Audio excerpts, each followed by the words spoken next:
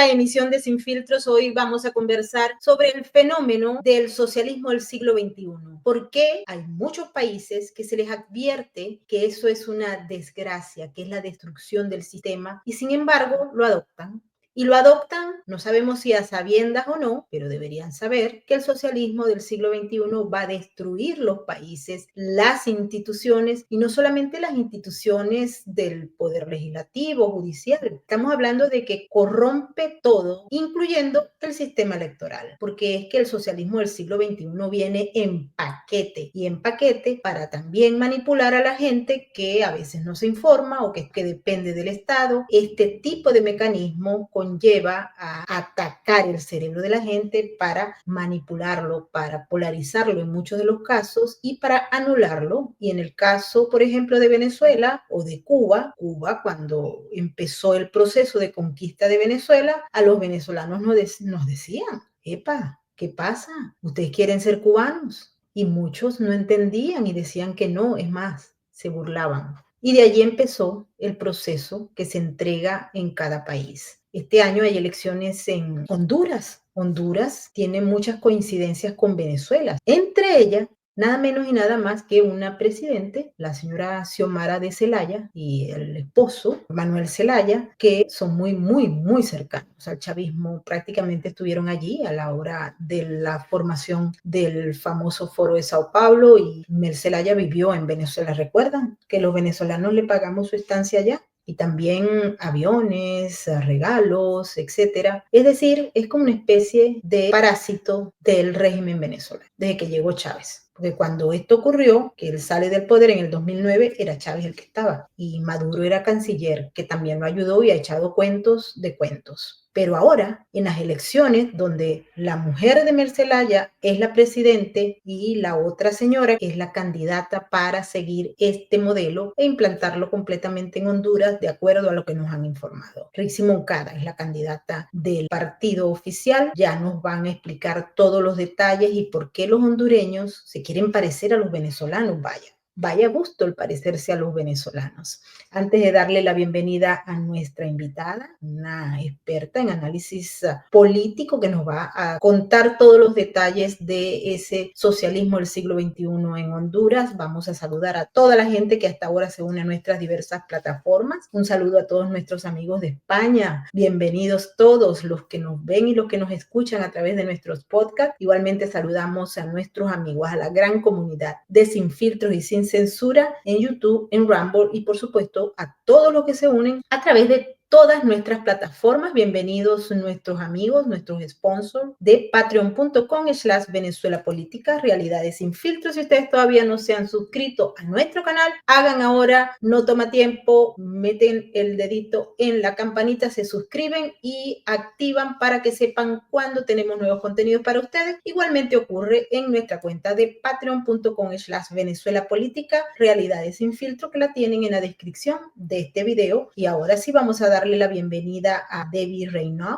experta, analista en el ámbito político, que nos va a echar todos los cuentos. Vivió en Venezuela, conoce el socialismo y el chavismo y también la desgracia que eso conlleva a una sociedad. Bienvenida, Debbie. Mil gracias por estar con nosotros. Gracias, Maybor. Gracias por la invitación, por el espacio y sobre todo por el interés en apoyar esta causa, que yo no siento como que sea una causa solo de Honduras, sino que es una causa de todos nosotros como demócratas a nivel global, porque esto no solamente está afectando en Latinoamérica, sino que ya hay varios países en Europa también afectados por este cáncer del socialismo, mal llamado socialismo del siglo XXI. La señora Rixi Ramona Moncada, que es la aspirante a la presidencia por el Partido Comunista en Honduras, es, aunque no lo creas, actual ministra de la Defensa en este país. Entonces ahí te puedes explicar un montón de las cosas que sucedieron en las elecciones internas en este país el pasado 9 de marzo, cuando, por ejemplo, las Fuerzas Armadas de Honduras no entregaron a tiempo con una situación muy parecida. ¿Te recuerdas a esta palabra morrocoy en Venezuela? Pasó exactamente lo mismo acá. Muchas escuelas donde la predominancia es opositora no recibieron las urnas en tiempo y en forma. Muchas de ellas ni siquiera las recibieron. Tuvieron que hacer un paréntesis electoral el siguiente fin de semana para poder completar según lo que ellos marcan las escuelas a donde no llegaron las urnas.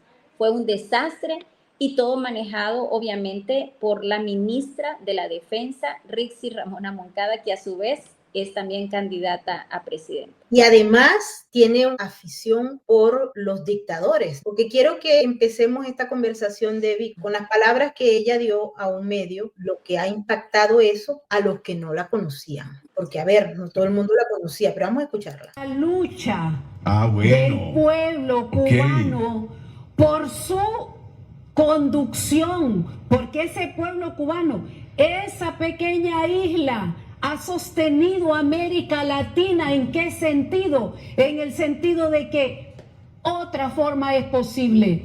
Han condenado permanentemente el modelo neoliberal de privatizaciones. Han mantenido un discurso a favor de la gente, a favor de los sectores sociales. Este momento puede ser clave para la elección del 30 de noviembre. Pero no está viendo el montón de migrantes que se han tenido que ir de Cuba porque... Y los hondureños, igual. Y los hondureños en peores condiciones. Aquí en peores condiciones. Aquí ni siquiera salud. Usted si se enferma en este momento, si aquí pasara algo, Dios no lo quiera, en este momento, y no tenemos seguro y no tenemos dinero para pagar un hospital privado, tenemos que ir al hospital público. ¿Y cómo encontramos los hospitales públicos nosotros? O sea, hay diferencias y uno debe tener respeto por los países, porque me va a tocar juzgar a mí, a un país que cuando el golpe nos extendió la mano como un buen amigo. Bueno, ustedes la escucharon. No vamos a agregar absolutamente otro detalle. Esta señora, de acuerdo a la información, también ha estado en Venezuela y, por supuesto, conversando con el mandamás de allá. Debbie, explícanos primero cómo aprendiste tú, cómo sentiste, porque tú viviste en Venezuela cuando llegó el chavismo, y luego que te vayas a Honduras y consigas allá génesis del chavismo. Es más doloroso que eso. A mí me tocó irme por situaciones de trabajo a Haití. Estuve 2 años en Haití y llegué muy joven a Haití y me llamó poderosamente la atención el nivel de destrucción social que había en Port-au-Prince, donde yo vivía. Empecé a estudiar y ahí fue que me di cuenta cómo el socialismo había destruido Haití y le tomé como miedo a este sistema. Me recuerdo que me volví una especialista porque te imaginarás, en Haití no había muchas cosas para hacer. Yo vivía, de hecho, en el asentamiento de la ONU. No podía ni siquiera salir a correr porque era sumamente peligroso. Habían 2 restaurantes en la isla, entonces muy particular la vida en Haití. Así que me dediqué a estudiar y profundicé mucho en el tema del socialismo a una corta edad de 22 años. Cuando terminamos el proyecto en Haití, la empresa nos muda a Venezuela y llegamos a Venezuela, primero a Caracas, luego a Valencia, pero en ese momento, que yo llego a Venezuela el 4 de enero de 1998, todavía siendo presidente Caldera, y recuerdo haberme quedado abrumada por una Venezuela, para mí, saudita todavía dentro de lo que cabía. No solo porque venía de Haití en ese momento, sino porque tenía un tenor de vida muy distinto a lo que es hoy. Otra de las cosas importantes que hay que reconocer, independientemente que el cambio en ese momento eran 480 bolívares, el dólar, la moneda tenía un peso específico importante, había un poder adquisitivo sustancial en Venezuela. Yo con el dinero que ganaba, que en ese momento estaba ganando en liras italianas, porque todavía no existía el euro, me recuerdo que era bien difícil llegar al final del mes porque Venezuela era caro, era un país caro, con una economía fuerte. Pero a mí me abrumaba mucho el candidato de la mayoría, que en este caso era Hugo Chávez Frías. Y yo le decía a la gente, no voten por el señor Chávez. Ese discurso yo ya lo escuché en la isla y es un discurso que lamentablemente va a destruir Venezuela. Y me recuerdo como si fuera que la gente me decía, tanto en Caracas como en Valencia, en Maracaibo, en todas partes, tranquila chama, eso acá no va a pasar. vale, nosotros no somos Cuba, esto no es una isla, nosotros somos grandes, Venezuela lo tiene todo, tenemos las 4 estaciones y por ahí se iban. Y la verdad es que no lo creyeron hasta que empezó a pasar. Yo recuerdo cómo en pocos meses, Hugo Chávez, aparte que una persona dentro de lo que para nosotros es nefasto, era una persona maquiavélicamente inteligente y aprovechó ese favoritismo para rápidamente en marzo meterle una constituyente al país. Cuando la gente se dio cuenta de que estaban jugados para irse al infierno, ya era demasiado tarde. Hugo Chávez estrenó una constitución en diciembre y ya era amo y señor de Venezuela. La gente no se dio cuenta cuando Hugo Chávez se apoderó del país gracias, creo yo, porque yo la relación que tenía, me movía mucho dentro de la élite venezolana, sentía que a la gente no le importaba, era muy apolítica, la clase media y la clase alta no se involucraban en la política y dejaron que la gente de abajo decidiera los destinos del país. ¿Y eso lo viste nuevamente cuando te mudaste a Honduras? No, me fui huyendo de Venezuela para Argentina y llevé mis empresas para Argentina, trato de mudarme para Argentina porque ya era insostenible estar en Venezuela, era imposible, me secuestraron en una oportunidad, intentaron secuestrarme en otra, ya no podía estar en Venezuela. Aparte yo era opositor, apoyaba Primero Justicia. Una de las personas del grupo de choque en Twitter que teníamos había sido puesto presa, entonces ya me habían hecho varios llamados de atención, así que decidí irme para Argentina. Siempre estaba regresando a Venezuela, pero me mudé para Argentina. Y en Argentina, cuando llegué a Argentina, yo le decía a los argentinos que el discurso de Néstor Kirchner era igual que el de Chávez, y allá ya no era no vale, no chama, eso acá no va a pasar, sino que no, che, boluda, tranquila, nosotros somos argentinos, somos lo máximo del mundo, tenemos otro poder académico, eso acá no va a pasar. Y también pasa. Así que luego me mudé para Honduras. De hecho, no estoy mudada para Honduras, soy hondureña.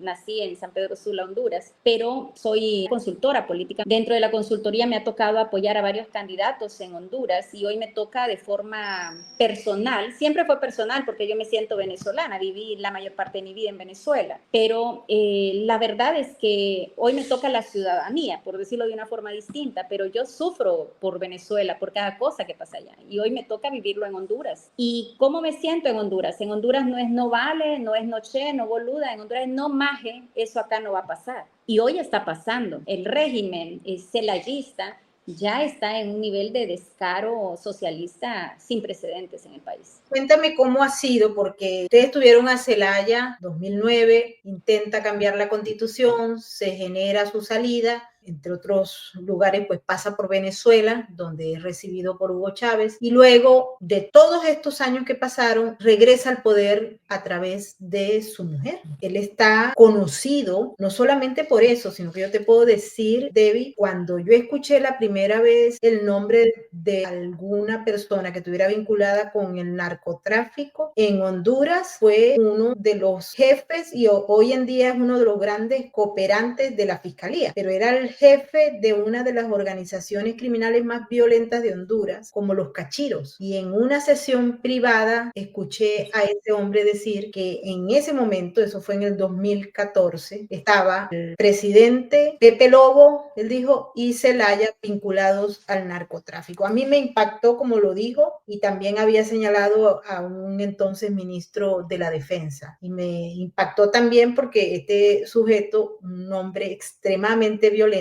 que había matado a muchas personas. Y luego se repitió tanto que el hombre se hizo muy famoso en la corte, pero sí se tenía un cierto grado de conocimiento de que al menos Mel Zelaya había sido mencionado por este individuo y por otros. ¿Qué es lo que ocurre cuando se decide tomar la batuta y llega la señora Xiomara Zelaya, que repetimos es la esposa de Mel Zelaya? Adelante. Bueno, muy triste, la verdad, muy triste, muy indignante para nosotros como hondureños que esta pseudo familia, estos pseudo líderes, estos pseudo políticos representen a nuestra nación. En efecto, esta persona que tú estás hablando, el Cachiro, fue muy contundente, fue muy claro. Él dijo que recibió dinero de él. De hecho, se liberaron en el 2016 algunas de las conversaciones de estas audiencias en las que tú estuviste, y fue público. Lo que sucede es que siento que el hondureño le comió la cabeza la propaganda socialista pagada por ustedes, los venezolanos en Honduras, fue sumamente fuerte. De hecho, el Pollo Carvajal, en una de sus declaraciones, que me imagino que también las escuchaste, él dice cómo él traía maletas diplomáticas desde Venezuela llenas de dólares para financiar a Mel Zelaya entre el 2006 y el 2009. Yo, a Mel Zelaya, ¿cómo lo veo? Mel Zelaya no es un socialista, no es una persona que viene de abajo, es una persona que tuvo toda la vida un tenor de vida bastante elevado. Heredó, su padre era un terrateniente, heredó tierras, bastantes tierras de parte de su padre. Sin embargo, cuando conoce a Chávez, Chávez lo contamina con esta ideología berreta del socialismo y lo afecta integralmente. Entonces Mel Zelaya mira en el socialismo la posibilidad de perpetuarse en el poder. Él era presidente de la República y Chávez empieza a invadirle mentalmente de forma tal que lo hace colapsar políticamente en el país, porque nosotros veníamos de un bipartidismo donde había alternancia en el poder entre el Partido Nacional, el Partido Liberal, el Partido Nacional, el Partido Liberal. Si bien es cierto, hubo muchos focos de corrupción durante los 200 años de democracia que hemos tenido, también es cierto que nunca jamás estuvimos tan en la miércoles, no tengo otra forma de explicarlo, en el mismo infierno como estamos viviendo en este momento en Honduras. En el 2009, a Chávez se le ocurre la brillante idea de apoyar a Mel Zelaya y manda en mayo del 2009, porque Mel Zelaya terminaba su mandato en noviembre del 2009. Entonces Chávez le da la idea de que arme una constituyente en Honduras, tal como él lo hizo en el 99 en Venezuela. Si él hacía la constituyente en mayo, según los cálculos de Chávez, en 6 meses él podía tener una constitución y un aumento en su periodo presidencial, como bien te recordarás, lo hizo Chávez en su momento en Venezuela, cuando hace la constituyente y luego se roba esos 2 años más de periodo presidencial.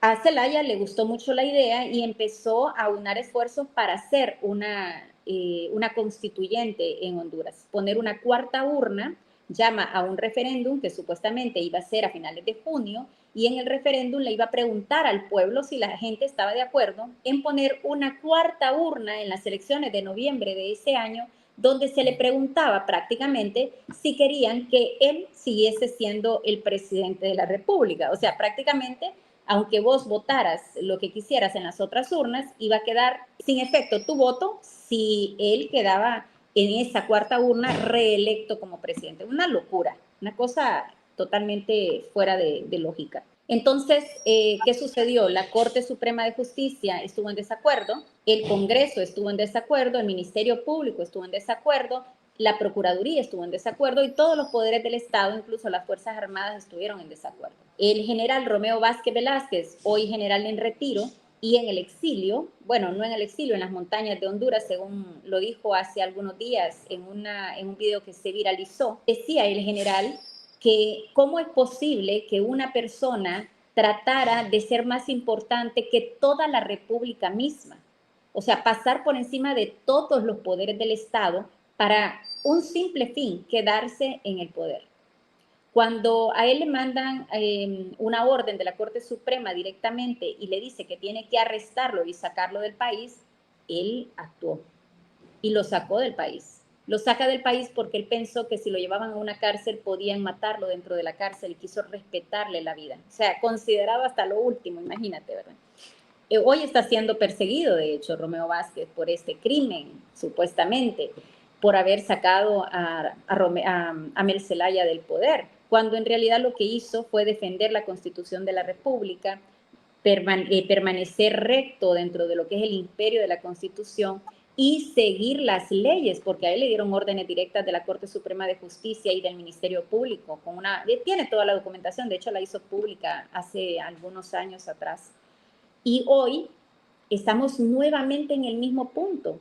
Cuando tú dices ¿Cómo es posible que alguien que está coludido en el narcotráfico con los narcotraficantes más importantes de Honduras está en el poder? Te voy a decir que es lo más grave todavía. Lo más grave es que el Departamento de Estado, en este caso la administración de Biden, apoyó a Mel Zelaya a llegar al poder. ¿Por qué lo apoyan? ¿Por qué? Porque Juan Orlando Hernández, el expresidente de la República, era muy aliado a Trump.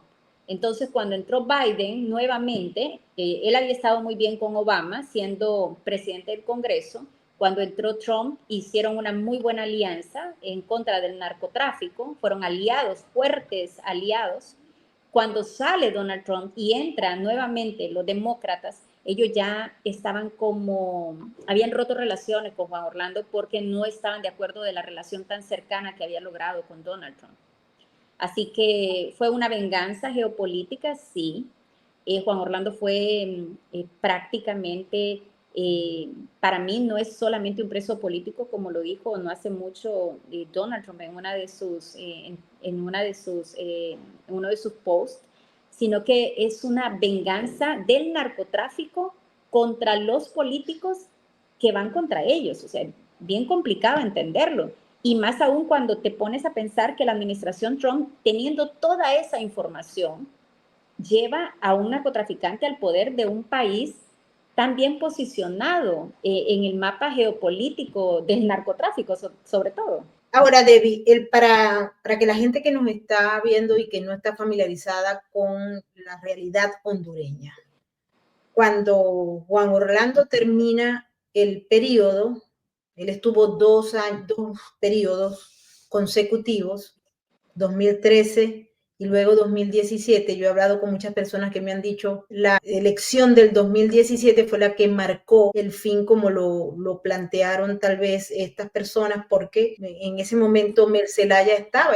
no es candidato, él pone a la esposa y a la otra señora, Rixi Moncada, pero siempre ha estado activo para tener el poder y cuando lo pierde, pues para recuperarlo. Pero ha sido permanente en esa parte de la historia. Entonces te pregunto, sale el señor Juan Orlando Hernández y toma 2 periodos y en esos 2 periodos se generan una serie de acciones que terminan por traer a los Estados Unidos unas evidencias o unos casos, unas acusaciones donde se señala justamente a Juan Orlando Hernández como una persona que había recibido fondos de narcotráfico. Él fue aquí procesado en la Corte del Distrito Sur de Nueva York. Nosotros dimos cobertura a ese caso ampliamente y estaban estas personas que llevaron pues la información. Fue un caso esencialmente basado en los testimonios de los testigos de la fiscalía, los testigos protegidos y una serie de personas que hipotéticamente al menos eso fue lo que aceptó la corte. Habían unas historias que eran realmente insólitas y hay otras historias que se amoldaban a una realidad de un país absolutamente en crisis. Entonces te pregunto, en ese proceso, Mel Zelaya se fortalece en el poder una vez que sale hasta el momento de manera definitiva Juan Orlando Hernández de la política, porque pues él fue sentenciado a 45 años de prisión. Cuando Mel Zelaya es sacado del poder, Juan Orlando Hernández estaba en el Congreso de la República. Fue la voz del Partido Nacional en ese momento, Juan Orlando Hernández, y vota a favor de que saquen a Mel Zelaya del país. Eso es algo que Mel Zelaya nunca le perdonó a Juan Orlando. Conlleva historia, ¿verdad? Todo está de alguna forma enlazado a algo más. Pasa mucho tiempo, Mel Zelaya está en el exilio, da vueltas, destruye el nombre de Honduras a nivel internacional, porque él aparte es una persona narcisista y egocéntrica, y él se sintió muy golpeado por el hecho de que fue desterrado de Honduras. Cuando él termina regresando a Honduras, regresa por el Acuerdo de Cartagena, un acuerdo que termina haciendo el partido de oposición, aceptando que él regrese, le dan inmunidad, más que inmunidad es una total impunidad porque lo de él fue una traición a la patria, casi un autogolpe de Estado intentó darse, pasando por encima de todas nuestras leyes, de la Constitución y de todos los poderes del Estado. Cuando regresa Mel Zelaya, de hecho Juan Orlando Hernández le da participación política y le permite que abra un partido político. ya Pepe Lobo, que es el presidente que está durante todo lo que fue el momento de la reconciliación que llamamos nosotros, porque estábamos fuera de organismos internacionales, y es gracias a Pepe Lobo que nosotros de alguna forma volvemos a la OEA, volvemos a todas las organizaciones que nos habían embargado. Estábamos en embargo igual que Cuba prácticamente en esos 6 meses después del golpe de Estado. Volvimos a elecciones a finales del 2009, cuando Micheletti le entrega el poder a Pepe Lobo, y Pepe Lobo hizo todo eso durante 4 años. Pasados esos 4 años, gana las elecciones Juan Orlando Hernández. Durante esos 4 años, Juan Orlando Hernández, previo a ser presidente, fue presidente del Congreso Nacional, y ahí es donde él impulsa la ley de extradición. Y en el 2014, ya siendo Juan Orlando Hernández presidente de la República, es cuando pasa la primera extradición en la historia de Honduras, sacando del país al Negro Lobo. Juan Orlando inició desde que llegó una lucha directa contra el narcotráfico y contra los carteles de narcotraficantes en Honduras. Fue bastante fuerte, depuró la policía, hizo la policía militar, que era una especie de una fusión entre los militares y la policía, porque éramos en ese momento el país más violento en el mundo. San Pedro Sula era la ciudad más violenta del mundo, Tegucigalpa la capital más violenta del mundo. Entonces, él tomó realmente cartas en el asunto, hizo un cambio muy fuerte en la sociedad hondureña, recuperó la seguridad del país, se vieron cambios dramáticos. Los narcotraficantes empezaron a huir de Honduras porque ya esto no era ese espacio de confort donde ellos habían estado hasta entonces. Hay un lugar que se llama Copán, en Honduras, donde incluso el Chapo Guzmán tenía hasta un pueblo propio, donde tenía escuela, iglesia, mansiones que quedaron después abandonadas gracias a la gestión que hizo Juan Orlando en términos de seguridad.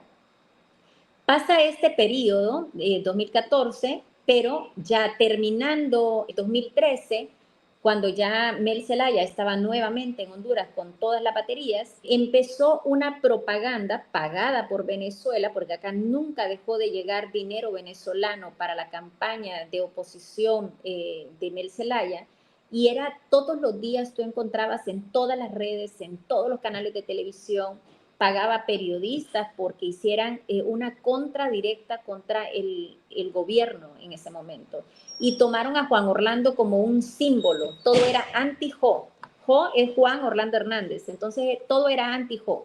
Él era ese grito de fuera Jo, fuera Jo, fuera Jo, lo escuchabas en todas partes. Moría un perro porque lo atropelló un carro, era culpa de Jo. Una ambulancia se le pinchó el caucho, era culpa de Jo. En el hospital, no sé, llovió, era culpa de Jo. Llegaron un día, imagínate que había una marcha, y en la marcha, ellos hicieron una marcha de protesta, empezó a llover, y dijeron en los medios de comunicación que Juan Orlando tenía un sistema traído desde Israel con el que había inyectado las nubes, o sea, ese nivel de cosas. Lo que pasa es que como ellos se dirigen a una masa que no es que sea ignorante, sino que es una masa con pocas posibilidades académicas, terminan creyendo estos discursos disparatados de la izquierda. Entonces la gente estaba muy molesta en Honduras porque Juan Orlando les había boicoteado la marcha, porque había inyectado las nubes para que lloviera gracias a un sistema israelí que tenía. Ese tipo de cosas. El punto es que gracias a toda esa propaganda pagada por la izquierda, Juan Orlando fue muy golpeado en sus últimos 2 años de gobierno. Pero un gobierno que, si te das cuenta, en el 2020 todos los países del mundo fueron impactados por la pandemia, y en Honduras hubo una inflación apenas de un 5% y hubo un crecimiento de casi un 4%. Entonces quiere decir que las cosas se estaban haciendo bien. La seguridad se mantenía, hubo respuesta durante la pandemia, y sin embargo la propaganda socialista le ganó a Juan Orlando, porque Juan Orlando es un político un poco más tradicional, el tipo de político que decidía trabajar en vez de estar comunicando, y eso termina siendo un error en la política. La comunicación es importante en la política. ¿Quiénes son los que terminan siendo los testigos de Juan Orlando? Los testigos de Juan Orlando, tú estuviste en las audiencias y conoces de primera mano lo que estoy diciendo. Los testigos fueron los mismos, las mismas personas que fueron extraditadas por Juan Orlando, o las personas que terminaron huyendo gracias a las medidas de seguridad que cambiaron en el país. Después del juicio hubo una cosa que a nosotros nos llamó mucho la atención. Solamente 4 meses después de la condena a Juan Orlando, el Negro Lobo estaba en una playa de Miami con una novia disfrutando de los beneficios de la libertad. Eso es una aberración. También el alcalde, el que era un exalcalde, Ardón, estaba también libre, está libre. El hijo de Porfirio Lobo, Fabio Lobo, también fue libre. ¿Por qué? Porque ellos llegaron a acuerdos con la Fiscalía, con la DEA, para poder ellos tener libertad a cambio de llegar a la Fiscalía a dar una declaratoria en contra de Juan Orlando Hernández. Es como que tu peor enemigo sea llamado para que testifique en un juicio contra ti sin pruebas, porque eso es lo más grave de todo. Yo leía la otra vez algo que decía Stabile, donde Stabile decía, ellos prometieron que tenían un USB, que tenían cheques, que tenían transferencias, que tenían un montón de cosas, pero al momento del juicio, la persona que tenía supuestamente el USB dijo que lo perdió. La persona que dijo que tenía fotos dijo que dejó la maleta no sé dónde y luego regresó, ya no estaba la maleta, no tenía las fotos. La persona que es el contador, que supuestamente tenía transferencias y cheques, donde aclaraba que Juan Orlando había hecho no sé cuántos movimientos, tampoco tenía ninguna prueba. Entonces, es bien lamentable para nosotros como país en este momento estar en una posición donde sentimos que el socialismo internacional es tan fuerte que no solamente no tenemos una forma de solucionar el problema interno con Zelaya, sino que además sabemos que externamente también hay fuerzas que están conspirando en nuestra contra. Debbie, el día que se presentaron cargos contra Juan Orlando Hernández en Nueva York, en ese mismo momento a mí se me ocurrió, debió haber ocurrido algo, porque la DEA venía trabajando en Honduras, tal vez con mucha más facilidad que lo que ocurría anteriormente en el año 2012, ¿no? Es decir, del 2013 empiezan cambios y ellos empiezan a trabajar. Hubo un pleito que tú conozcas entre la gente de la DEA y el gobierno de entonces Juan Orlando Hernández, porque yo te puedo decir, porque estuve allí, lo fiero que fueron los agentes de la DEA contra Juan Orlando. Yo te pregunto, primeramente, ¿hubo roces? Porque la investigación federal dice que la carrera criminal de Juan Orlando empieza en 2004. Es decir, que él tenía, y lo llamaron el narco de narcos, el hombre que más había enviado cocaína, prácticamente sería un poco más alto que el mismo Chapo Guzmán, o lo ponían más o menos allí los fiscales cuando hacían las presentaciones de los cargos. Sí,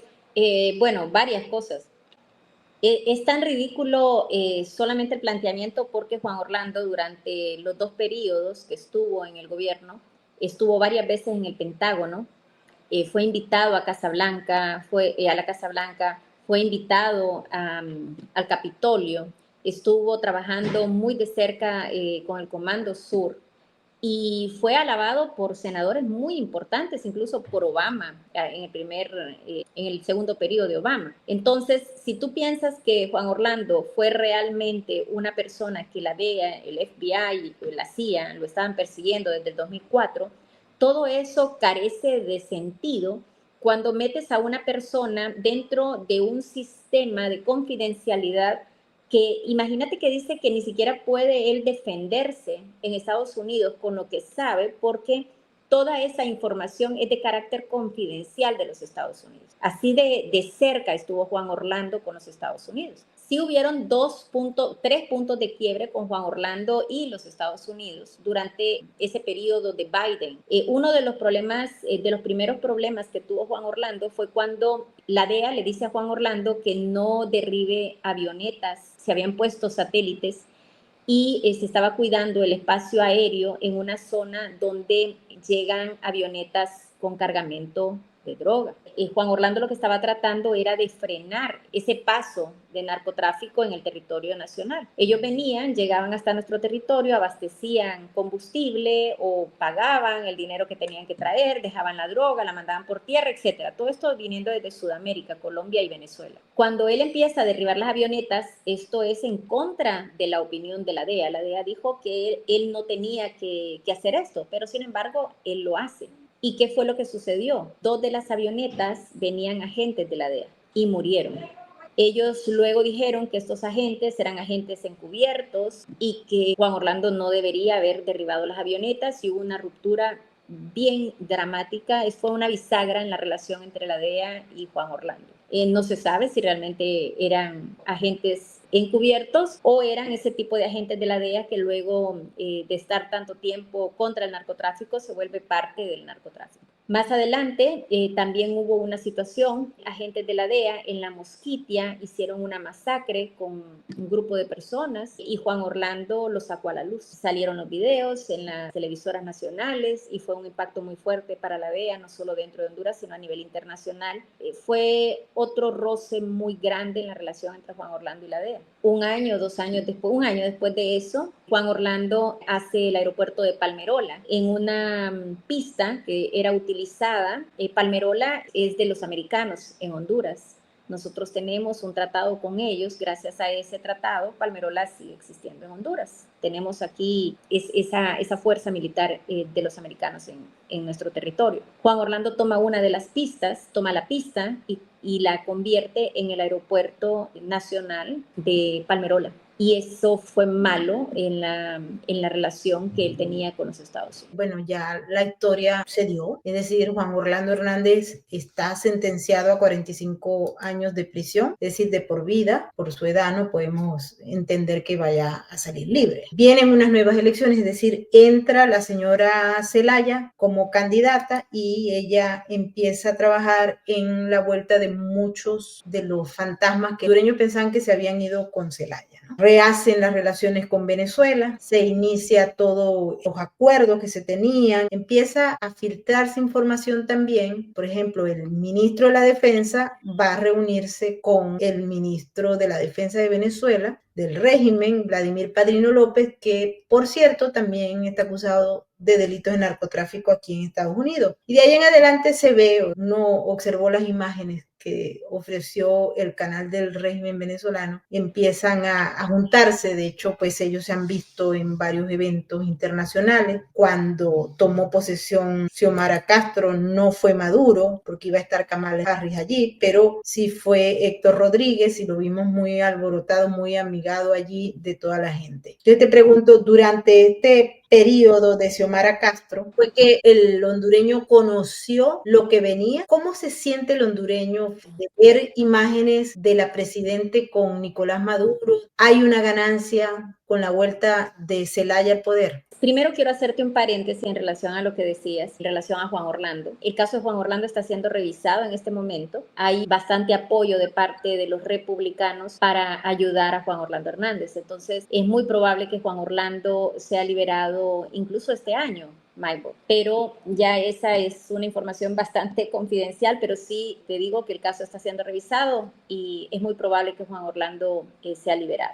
Eso está en apelación, tengo entendido. Allí pues no sé si se va a tomar una decisión o no, pero en todo caso los mecanismos que se utilizaron, el discurso del juez fue muy fuerte y lo recuerdo todavía, así como también el de la fiscalía en relación a Juan Orlando Hernández. De hecho, perdón, este tuit es bien importante porque cuando lo lees, Gavin Mario Wax describe a Juan Orlando como un patriota, como un aliado de los Estados Unidos, que trabajó de la mano de la administración de Donald Trump en la lucha contra el narcotráfico.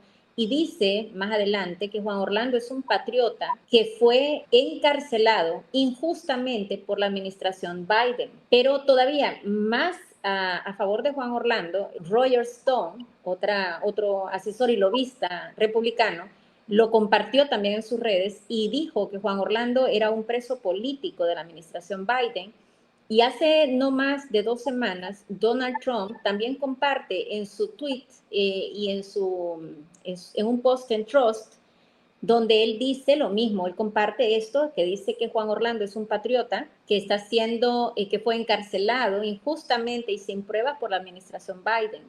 Entonces, todo esto ha sumado a la oportunidad de que el caso de Juan Orlando sea revisado y tengamos la esperanza cierta de que muy pronto regrese a Honduras. Debbie, pero ¿qué ganó Joe Biden con este caso de Juan Orlando? Te pregunto porque pues mucha gente dirá, bueno, ¿y qué gana el presidente de los Estados Unidos poniendo preso a uno que se supone era aliado? Juan Orlando no era aliado de Biden. Es que ahí estuvo la situación. Juan Orlando fue considerado aliado de Obama, pero cuando entra Donald Trump, él hace una alianza cercana, muy cercana con Donald Trump, y fue como si lo hubiesen sacado del contexto político en Estados Unidos, castigado por esa alianza con Donald Trump. Yo creo que la geopolítica no tiene tanto que ver con la individualidad, sino con lo que logras geopolíticamente. Cuando hace unos casi 3 años atrás, uno de los dirigentes del Partido Comunista en Honduras, Libertad y Refundación, estuvo en un programa de televisión que se llama Frente a Frente. Este dirigente se llama Gilberto Ríos. Por cierto, hoy compartí un programa en la mañana con él y esto que te voy a decir se lo dije a él en su cara. En este programa, él dijo, él estaba en ese momento separado de alguna forma del Partido Libre y un poco molesto porque el Partido Comunista hasta ese momento no le había dado un espacio de poder en el partido. Y dijo que se iba a tomar la libertad de aclarar cómo es que Juan Orlando había llegado a Estados Unidos. En el 2020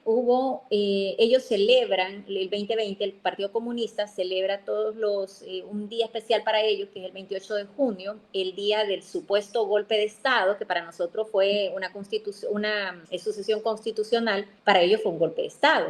Y ese día ellos se reúnen el 28 de junio y lo celebran y hacen una manifestación, etc. En ese punto, Xiomara Castro de Zelaya, siendo candidata a la presidencia, en el discurso de ese día, ella dijo que ellos cuando tomaran el poder iban a tomar relaciones con China e iban a acabar sus relaciones con Taiwán. Dice en el programa el dirigente de Libre, Gilberto Ríos, que es un dirigente muy cercano a ellos, de hecho estuvo con Chávez un montón de veces, es un alto dirigente del Partido Comunista, que la llamó la embajada americana Xiomara Castro y le dijo que le iban a proponer ayudarla a llegar al poder si ella no tomaba relaciones con China. Entonces ella esto le responde que el problema que tienen es Juan Orlando. Entonces Estados Unidos le dice, si tú crees en nosotros y te comprometes a no entrar en relaciones con China, nosotros nos llevamos a Juan Orlando extraditado. Y ese fue el compromiso al que llegó Estados Unidos con Honduras. Es más, Kamala Harris, cuando toma el poder, el día de la toma de posesión de Xiomara Castro, Kamala Harris vino a Honduras y el regalo que le traía de toma de posesión fue la orden de extradición de Juan Orlando. Acá en Honduras, Juan Orlando no había cómo extraditarlo porque no habían pruebas contra él y Estados Unidos lo que hizo fue llevárselo a expensas de que aparecieran las pruebas después creyendo en Xiomara Castro. O sea, ellos creyeron realmente en el Partido Comunista que más adelante les iban a entregar las pruebas, pero hasta hoy no han habido pruebas contra Juan Orlando. Hubo un gran jurado aquí en los Estados Unidos para llevar esa causa y se afincó luego del caso de Tony Hernández, hermano de Juan Orlando Hernández y de otros. Y vinieron al caso de Juan Orlando Hernández otros 2 coacusados que también estuvieron allí. Luego ellos se declaran culpables y empieza todo este proceso en el que Juan Orlando, que se esperaba fuera con 2 coacusados al juicio, que se había pedido que fueran los 3, termina solamente Juan Orlando. Y yo recuerdo que el día que concluyó el proceso son muy pocos los acusados que suben al estrado a hablar y Juan Orlando entró. Yo veo que en el marco del desarrollo del contrainterrogatorio hay algunas inconsistencias en relación a lo que había dicho uno de los narcos principales, a lo que había dicho el otro, y hay que aclararle a la gente que nos está viendo que en el sistema de los Estados Unidos los testimonios de los que escoge la fiscalía para ser testigos son elementos probatorios testimoniales, ¿ok?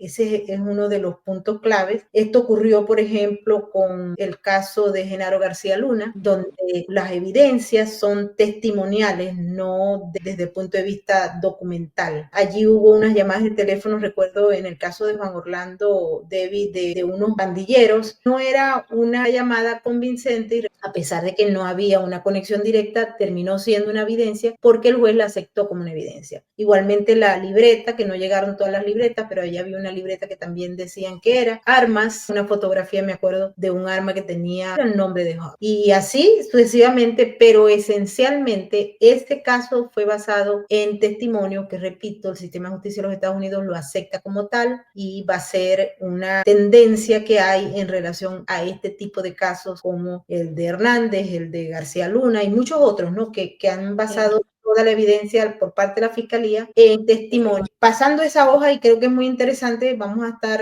revisando la Corte de Apelaciones para ver qué conseguimos en este caso de Juan Orlando. Te puedo decir que cuando escuchamos al juez el día de la sentencia, el juez fue muy fuerte y dijo que él había utilizado su cargo como presidente para mandar cocaína a los Estados Unidos, para engañar y burlarse de la voluntad de los hondureños, etcétera. Juan Orlando Hernández, antes de irse, dijo que esto no es verdad y que invito a los periodistas a que busquen la verdad. Y además estaban dos de sus cuñadas allí, Julia y Loti, y él se dirigió a ellas y les dijo, díganle al mundo que soy inocente. No sabemos qué va a pasar con este caso, pero sí quisiera que volviéramos a Honduras porque hay unas elecciones el 30 de noviembre y quisiera que me hablaras también si los ciudadanos hondureños todavía creen en el sistema electoral, que eso es muy importante en el marco de una democracia, tomando en cuenta los fallos que han habido. En Venezuela no hay democracia, pero en algunos otros lugares.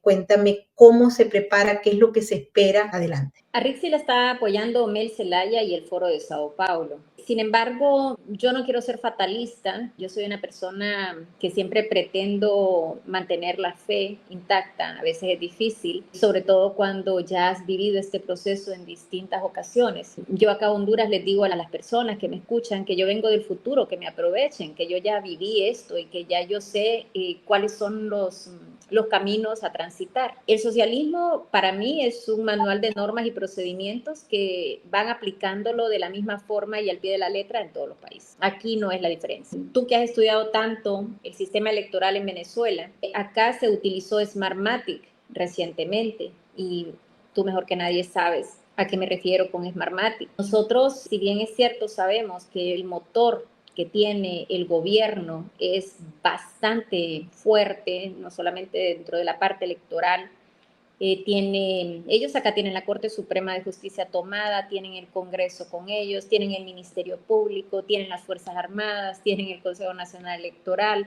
O sea, va a ser bien difícil ganar unas elecciones en Honduras con el estatus tal cual está ahora. Pero yo pienso que sí se puede, si la oposición logra unirse, unificar el discurso, tomar una sola estrategia hacia adelante y lograr un voto organizado y masivo. Si la oposición logra hacer eso, que es lo que hizo María Corina ahora, pero María Corina lo hizo con un Estado fallido. María Corina hace ahora en el 2024 lo que debió haber hecho Venezuela en el 2004. Y no lo logró entonces porque no había unidad, porque Venezuela ha parido un montón de fracasos, Ramos Salud, Leopoldo López, Capriles Radowski, Edmundo González. Entonces ha sido una situación que no logra salir adelante porque para los líderes opositores en Venezuela ha sido más importante el interés personal, la ambición de poder o la ambición económica que la república. Entonces, nosotros en Honduras yo siento que todavía estamos a tiempo. En Venezuela lo peor que le pasó a Venezuela fue aquel momento del $150 el barril.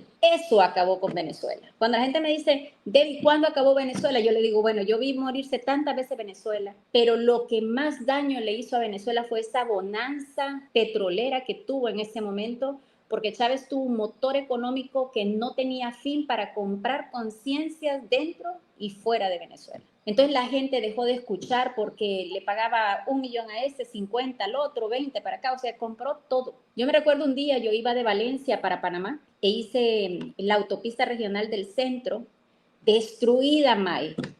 Destruida, tardé casi 12 horas en llegar a Maiquetía, al aeropuerto, y desde Caracas a La Guaira eso estaba intransitable. Logro llegar a Caracas, había perdido el vuelo, me termino yendo en un vuelo más tarde, llego a Panamá y una mega autopista recién inaugurada y un gran letrero arriba que decía, esta autopista la donó Hugo Chávez Frías. Mira, yo te lo juro, me sentí tan indignada, o sea, tan indignada que te lo juro, tenía una rabia, empecé a las puteadas, coño de su madre, hijo de puta, ¿por qué? O sea, perdóname las expresiones, pero es que yo te digo, yo tengo un corazón venezolano, entonces me ofendió tanto, pero yo estaba tan ofendida, fue muy violento para mí. Entonces, eso le ayuda a Honduras, que nosotros no tenemos petróleo, no tenemos esa bonanza económica para comprar todas esas conciencias ni dentro ni fuera. Sabemos que ellos pactaron con el CAF y que tienen esa válvula económica y abierta con el Banco Andino de Fomento, han guardado el presupuesto de los últimos años para poder pagar este momento electoral. Pero aún y con todo eso, si la oposición se une, ellos no ganan. Ellos tienen un repudio total de la población. La gente, si supieras que ellos no llegaron al poder porque la gente creyó en el comunismo. Ellos logran llegar al poder porque unos meses antes, 2 meses antes de las elecciones, ellos hacen una alianza con una persona que es un influencer televisivo muy importante en el país, que iba dentro de otro partido político. Entonces ellos hacen alianza con él y donde esta persona se une con ellos, ellos logran llegar al poder. Llegaron con mentiras. Dijeron que esta persona iba a ser el vicepresidente, que iba a manejar la línea del discurso, que iba a manejar varios ministerios, el Congreso Nacional, se lo iban a dar a él. Sin embargo, no. A los pocos meses le rompieron el contrato, le dijeron que no tenía poder y lo dejaron como engañado, como todo lo que ellos hacen. Así que no, la gente no los quiere. En Honduras tienen el rechazo total de la población. 9 de cada 10 hondureños está contra ellos y yo creo que incluso más.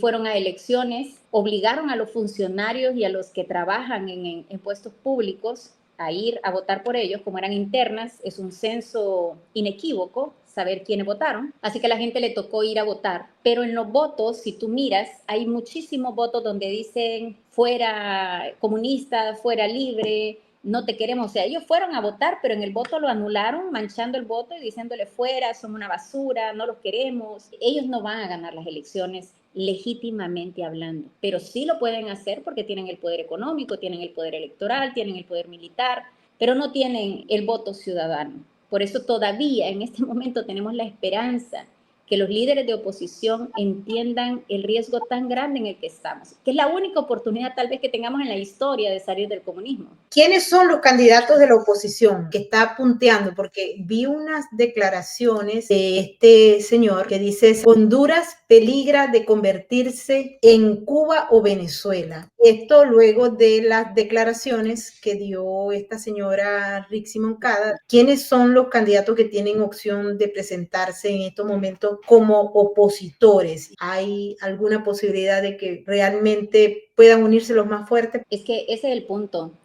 Nosotros tenemos foros políticos donde nos reunimos varios consultores. Hay consultores de diferentes nacionalidades que nos están apoyando y lo que miramos es una situación bastante difícil de ganar las elecciones si no hay una concertación nacional de la oposición. Esta persona que habla, Salvador Nasralla, es quien te digo que es un influencer televisivo, una persona que no tiene nunca tuvo un cargo político, no es corrupto, es conocido por ser una persona honesta, nunca le ha robado a nadie, entonces conecta muy bien con la gente.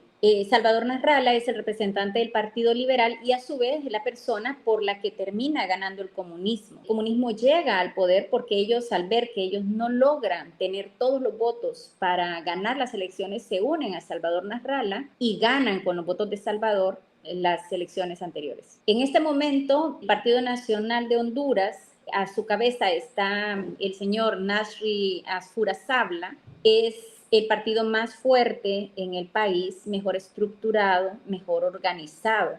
Tiene casi 100,000 votos arriba. En los últimos datos que liberó el Centro Nacional Electoral, el Consejo Nacional Electoral, el Partido Nacional está 102,000, creo, votos arriba del Partido Libre, que es el Partido Comunista, Libertad y Refundación. Y está casi 200,000 votos arriba del Partido Liberal, que es el partido de Salvador Nasralla. Sin embargo, si fuésemos a unas generales, sería bien difícil saber cuál de estos partidos ganaría, porque en las internas en este país votan las estructuras políticas nada más, no vota la gente. O sea, el cotidiano, el del día a día, no vota en las internas. Además, como es un censo electoral, la gente no quiere quedar censada dentro del Partido Nacional o dentro del Partido Liberal, o no va a votar en las internas, van a votar a las generales. Salvador Nasralla es muy fuerte en el voto independiente y también tiene una conexión muy cercana con el joven. Podría dar una sorpresa a nivel nacional, pero también Tito Asfura, gracias a la simpatía que tiene dentro del partido, porque evidentemente sus estructuras son más fuertes que el Partido Liberal, también podría dar una sorpresa. Pero si tú me preguntas por mi experiencia de haber vivido 28 años en socialismo, ¿qué miro? Yo miro que la única posibilidad que hay en este momento de que el libre Partido Comunista no se quede al poder es que haya una unión de la oposición. Unir a Nasri Asfura con Salvador Nasrallah y lograr que haya un voto organizado y masivo. Solamente un voto masivo va a evitar que ellos se queden en el poder. Wow, bueno, y con esa nos quedamos y también con un mensaje para todos los hondureños que entiendan que el socialismo del siglo XXI es un fracaso, es un drama, es realmente la destrucción, es como si cayera en el país una bomba y explotara todo. Eso es lo que es el socialismo del siglo XXI y fíjense en un modelo como el venezolano, que no debió haber existido, pero que existe y tal vez existe como ejemplo para mostrar lo que no debe ser, lo que no sirve, lo que no camina, lo que es destructivo, lo que anula a la población, lo que destruye el aparato productivo. Así que fíjense en nosotros y no nos copien. Todo lo contrario, salgan corriendo para el otro lado. Debbie, quiero agradecerte por haber estado con nosotros en Sin Filtros y haber compartido con nosotros tanta información, tanto punto de vista diferente y de mucha gente que no sabía qué era lo que estaba pasando en Honduras, porque a veces no se ventila por estos lados del planeta. Mil gracias. No, gracias a ti, Maybor. De verdad que es siempre un placer. Y yo, la verdad, sí quiero dejarle un mensaje a todos. El socialismo, no huyan del socialismo, combátanlo.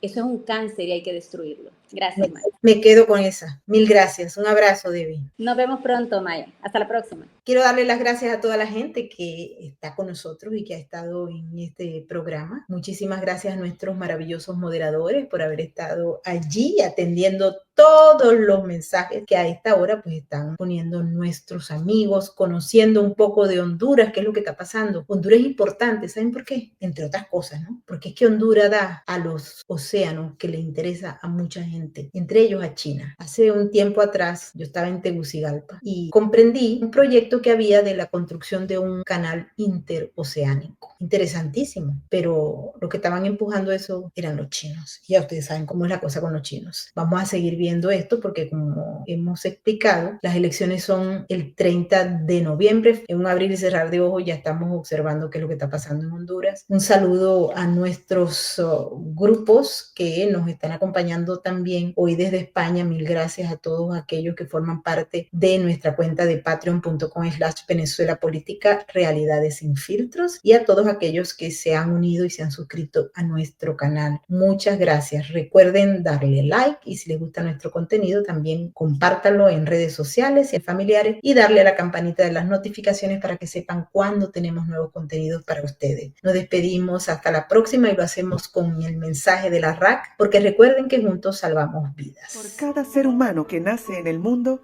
nacen también 15 perros y 45 gatos.